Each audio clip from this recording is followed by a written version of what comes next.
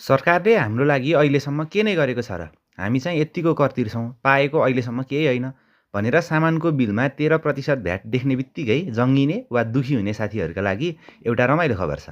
यसपटक सरकारले साँच्चीकै पैसा बाँड्ने योजना ल्याएको छ। सुन्दा पत्या नलागे पनि दिनको 1 लाख र हरेक 15 दिनमा 10-10 लाख रुपैयाँसम्म जित्ने अवसर छ। आज हामी आन्तरिक राजस्व विभागले सञ्चालनमा ल्याएको करदाता प्रोत्साहन उपहार कार्यक्रमका बारेमा कुरा गर्दैछौँ। तर यो योजना वास्तविक कथा पुरस्कारभन्दा पनि रोचक छ। आउनुहोस् सबै कुरा विस्तृतमा बुझौँ। अनि बिल तिर्ने बेलामा जङ्गिने त्यो साथीलाई भिडियो चाहिँ सेयर गर्नुहोला है। सरकार एकाएक यति उदार अचानक किन भयो भन्ने लागेको होला। सरकार दानी भएको होइन, अलिकति चलाख भएको हो। हामीमध्ये धेरैले पसलमा सामान किनेर बिल पर्दैन दाइ भनेर हिँड्ने बानी छ। पसले पनि खुसी, ग्राहक पनि खुसी। दुखी हुने त राज्यको राजस्व मात्रै हो। वर्षौँदेखि यही खेल चलिआएको छ। अब सरकारले सोचेछ कर निरीक्षक थप्ने भन्दा नागरिकलाई नै निरीक्षक बनाइदिउँ। त्यसले पुरस्कारको लोभ देखाएर हामी सबैलाई बिल माग्ने अभियानमा उतारिएको छ। मतलब यो उपहारभन्दा पनि बढी कर चुहावट रोक्ने रणनीति हो। 10 लाखको सपना देखाउँदै सरकार भन्छ पहिले बिल माग। अब पुरस्कारको कुरा गरौँ। यस योजनामा 2 प्रकारका पुरस्कार छन्। दैनिक पुरस्कार हरेक दिन एकजना भाग्यशालीलाई 1 लाख रुपैयाँ र बम्पर पुरस्कार हरेक 15 दिनमा एकजनालाई सोझै 10 लाख रुपैयाँ। कम्तीमा यसपालि लकले साथ दियो भने सरकारबाट पनि केही पाइन्छ भन्ने आशा गर्न सकिने भयो। तर यो योजनामा सामेल हुन सबै किसिमका बिलहरू योग्य हुँदैनन्।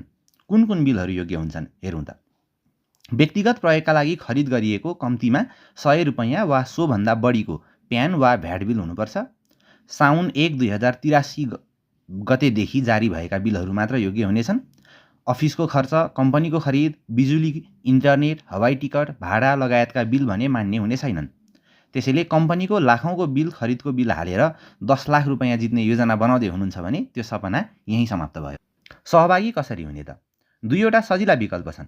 यदि नगद तिरेर सामान किन्नु भएको हो भने price.ird.gov.np मा गएर प्यान नम्बर, बिल नम्बर र मिति दर्ता गर्नुपर्छ।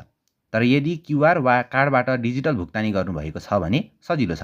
क्युआर मार्फत भुक्तानी गर्दा सिस्टमले तपाईँको बिल स्वतः दर्ता गरिदिन्छ। अझ डिजिटल भुक्तानी गर्दा भ्याटको 30% रकम फिर्ता आउने प्रावधान त छँदैछ। त्यो लागू भए त झन् फाइदा नै फाइदा। तर एउटा कुरा याद राख्नुहोस्, तपाईँ विजेता हुनुभयो भने देखाउनका लागि सक्कल कागजी बिल भने सुरक्षित राख्नुपर्छ। पुरस्कार लिन सक्कल बिल, नागरिकता र आफ्नो बैंक खाताको प्रमाण आवश्यक हुन्छ। र कसैले फोटोसप र एआईले सबै गरिदिइहाल्छ भन्ने आत्मविश्वासमा नक्कली बिल बनाएर पठाउने सोच राख्नुभएको छ भने त्यो विचार यहीँ रोक्नुहोस्। 10 लाख जित्नुको सट्टा कानुनको कारबाहीको बोनस आउन सक्छ। अन्त्यमा अबदेखि 100 रुपैयाँ वा सोभन्दा माथिको सामान किन्दा बिल माग्ने बानी बसालौँ। सकेसम्म डिजिटल भुक्तानी गरौँ र सक्कली बिल सुरक्षित राखौँ।